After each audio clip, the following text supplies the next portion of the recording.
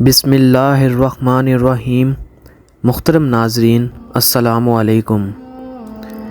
اللہ تعالیٰ قرآن پاک میں ارشاد فرماتا ہے وَرَفَعْنَا لَكَ ذِكْرَكَ، اے حبیب صلی اللہ علیہ وآلہ وسلم ہم نے آپ کا ذکر بلند کر دیا۔ وَمَا أَرْسَلْنَاكَ إِلَّا رَحْمَةً لِّلْعَالَمِينَ، اے حبیب ہم نے آپ کو تمام جہانوں کے لیے رحمت بنا کر بھیجا ہے۔ تمام جہانوں میں انسان، فرشتے، جنات، حیوانات، الارض کے کافروں کے لیے بھی آپ صلی اللہ علیہ وآلہ وسلم رحمت بن کر آئے۔ آج کی ویڈیو میں ہم ایک عاشق رسول کا واقعہ بیان کریں گے۔ حضرت مولانا عبدالرحمن جامی رحمۃ اللہ علیہ آپ بہت بڑے عاشق رسول تھے۔ آپ ہر سال مدینہ شریف میں نبی پاک صلی اللہ علیہ وآلہ وسلم کی بارگاہ میں پیش ہوتے اور سلام کرتے تھے، اور روزہ مبارک سے وعلیکم السلام کا جواب آتا تھا۔ ایک دفعہ آپ روزہ مبارک پر کھڑے تھے اور آپ کو بھوک لگی۔ آپ نے حضور نبی پاک صلی اللہ علیہ وآلہ وسلم سے کہا کہ حضور مجھے کچھ کھلائیے۔ جامی صاحب کی کچھ دیر کے لیے آنکھ لگ گئی تو دیکھتے ہیں کہ حضور نبی پاک صلی اللہ علیہ وآلہ وسلم آئے اور اپنے ہاتھوں سے ایک لقمہ منہ میں ڈالا اور باقی روٹی ہاتھ میں پکڑا دی اور چلے گئے۔ جب آپ کی آنکھ کھلی تو روٹی کا لقمہ منہ میں تھا اور باقی روٹی ہاتھ میں تھی۔ حضور صلی اللہ علیہ وآلہ وسلم کی محبت میں حضرت مولانا عبدالرحمن جامی رحمۃ اللہ علیہ نے ایک نعت لکھی کہ اس بار جب روزہ مبارک پر جاؤں گا تو یہ اشعار آقا کریم صلی اللہ علیہ وآلہ وسلم کو پڑھ کر سناؤں گا، جس کے اشعار یہ ہیں: تنم فرسودہ جا پارا زہجرا یا رسول اللہ، دلم پہ مردہ آوارا زیسیاں یا رسول اللہ۔ یا رسول اللہ آپ کی جدائی میں میری جان پارا پارا ہو گئی ہے اور جسم بیکار ہے، گناہوں کی وجہ سے دل نیم مردہ آوارہ ہو گیا ہے۔ یہ نعت لکھ کر آپ مدینہ شریف کی طرف روانہ ہوئے تو مدینہ کے گورنر کو خواب میں حضور نبی پاک صلی اللہ علیہ وآلہ وسلم کی زیارت ہوئی اور حضور نے فرمایا کہ ایک قافلہ مدینہ کی طرف آ رہا ہے جس میں عبدالرحمن جامی نام کا ایک شخص ہے، اس کو مدینے آنے سے روکو۔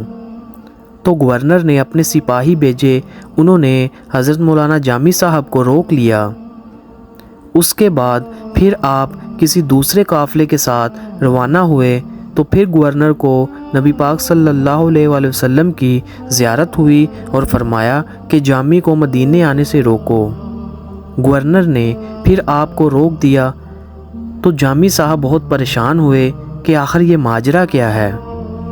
اس کے بعد جامی صاحب ایک قافلے میں شامل ہوئے جس میں بکریوں کا ریوڑ تھا۔ آپ اس ریوڑ میں بکری کی کھال پہن کر چھپ کر جا رہے تھے کہ گورنر کو پھر حضور نبی پاک صلی اللہ علیہ وآلہ وسلم کی زیارت ہوئی اور فرمایا کہ جامی کو روکو۔ گورنر نے اس بار سختی سے جامی صاحب کو گرفتار کر کے جیل میں بند کر دیا۔ رات کے وقت ٹھنڈی ہوا کا ایک جھونکا آیا۔ حضرت مولانا عبدالرحمن جامی صاحب نے مدینہ شریف کی طرف منہ کر کے کہتے ہیں: نسیمہ جانب بطحا گزر کن، ز اقوالم محمد را خبر کن۔ اے ہوا کے جھونکے کہ جامی تو مدینہ شریف نہیں جا سکتا، پر اے ہوا تو جا سکتی ہے نا، جا کر حضور کو میرا حال سنا۔ رات کے وقت گورنر کو حضور نبی پاک صلی اللہ علیہ وآلہ وسلم کی زیارت ہوتی ہے تو حضور ناراض ہوتے ہیں اور گورنر سے فرمایا کہ تو نے جامی کو گرفتار کیوں کیا؟ میں نے تمہیں صرف جامی کو مدینہ آنے سے روکا۔ اس کی وجہ یہ تھی کہ جامی نے ایک ایسی نعت لکھی ہے کہ اگر میرے روزہ مبارک پر آ کر وہ نعت پڑھتے تو مجھے اپنی قبر انور سے باہر آ کر ان سے ملنا پڑتا۔ سبحان اللہ، یہ مقام ہے عاشق رسول کا۔ حضور سیدنا غوث اعظم دستگیر رضی اللہ تعالیٰ عنہ کے دور میں ایک سید زادے تھے جن کا نام سید احمد کبیر رفاعی رحمۃ اللہ علیہ ہے۔ ان کا مزار عراق میں ہے۔ جب آپ حضور نبی پاک صلی اللہ علیہ وآلہ وسلم کے روضہ مبارک پر گئے تو آپ نے حضور کی بارگاہ میں سلام پیش کیا اور آگے سے جواب بھی آیا۔ تو سید احمد کبیر رفاعی رحمۃ اللہ علیہ نے کہا کہ نانا جان، آج میں آپ سے مصافحہ کرنا چاہتا ہوں اور آپ کو دیکھنا چاہتا ہوں۔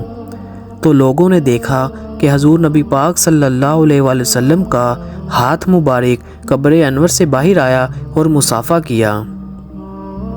اس وقت مسجد نبوی میں حضور غوث اعظم اور 700 اولیاء کرام بھی موجود تھے۔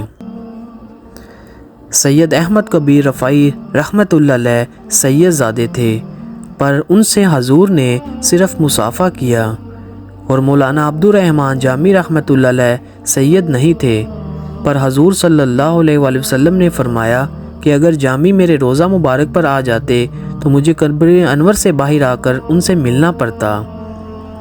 یہ ہے حضور صلی اللہ علیہ وآلہ وسلم سے عشق، جسے نصیب ہو جائے۔ مولا کریم ہم سب کو حضرت مولانا عبد الرحمن جامی رحمۃ اللہ علیہ جیسا عاشق رسول بنا دے، آمین یا رب العالمین۔